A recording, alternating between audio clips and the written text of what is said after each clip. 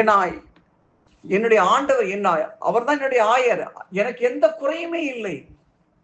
அதுதான் சாட்சிய வாழ்க்கை. ஒரு சிலர் என்ன பண்ணுவாங்க, முணுமுணுத்துட்டே இருப்பாங்க, நான் ஆண்டரை தேடுறேன், எனக்கு இது கிடைக்கல அது கிடைக்கலன்னு என்ன பண்ணுவாங்க, அப்படி முணுமுணுத்துட்டே இருப்பாங்க.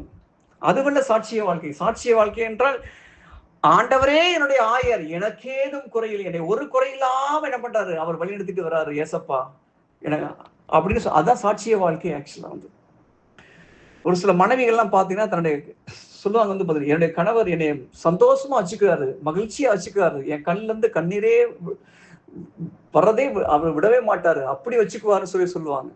ஒரு சில மனைவி என்ன பண்ணாங்க, புலம்புவாங்க அப்படியே,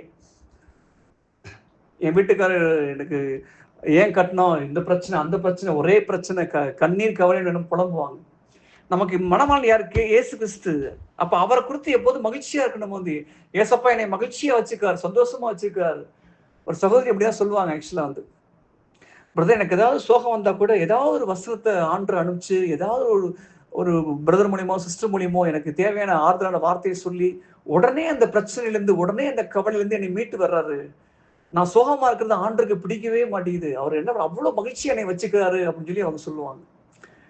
அப்ப அந்த மகிழ்ச்சி என்ற கனி நமக்குள்ள இருக்கும்போது நம்ம இந்த கவலைகளை, இந்த பயத்தை எல்லாம் நம்மளால மேற்கொள்ள முடியும். அபகுக்கெல்லாம் பாருங்க, சொல்றாரு பாருங்களேன், மந்தையிலே ஆடுகள் இல்லாமல் போனாலும், தொழுவத்திலே மாடுகள் இல்லாமல் போனாலும், திராட்சை கொடி பலன் கொடாமல் போனாலும், நான் ஆண்டவருக்குள் மகிழ்ச்சியா இருப்பேன். அதுதான் சாட்சிய வாழ்க்கையை பார்த்தீங்கன்னா. அவர் சொல்றாரு, எல்லாமே இழந்தாலும், அவர் விவசாயத்தை மையமா வச்சு சொல்றாரு, திராட்சை கொடி பலன் கொடுக்கல, அத்திமரம் எதுவும் பலன் கொடுக்கல, ஆடு மாடு எல்லாம் என்னாச்சு, எதுவுமே இல்லாம இழந்து போயிட்டேன், ஆனாலும் நான் ஆண்டவருக்குள் மகிழ்ச்சியா இருப்பேன். அதுதான் அந்த மகிழ்ச்சி என்ற கனி. இன்றைய காலத்துல பாக்கெட்ல பணம் இல்லாமல் போனாலும், மணி பர்ஸ்ல மணி இல்லாமல் போனாலும், நான் ஆண்டவருக்குள் மகிழ்ச்சியா இருப்பேன். அபகுக் 3ஆம் அதிகாரம் 17 நாம் படிக்கிறோம். அந்த வசனத்தை நாம் படிப்போம். அபகுக் 3ஆம் அதிகாரம் 17. எப்படி அபகுக் அந்த மகிழ்ச்சி என்ற கனியால் நிரம்பி இருந்தார். எனக்கு எல்லாமே நான் இழந்தாலும் ஆண்டவர் எங்கூட இருக்கிறார், அதுதான் எனக்கு மகிழ்ச்சி. அந்த வசனத்தை நாம் படிப்போம். அபகுக் 3ஆம் அதிகாரம் 17 நாம் வாசிப்போம்.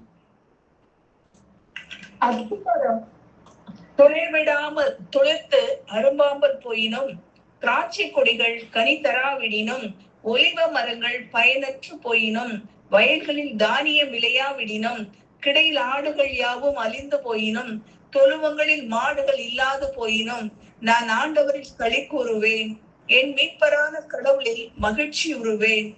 ஆமேன். ஆமேன். பிரைஸ்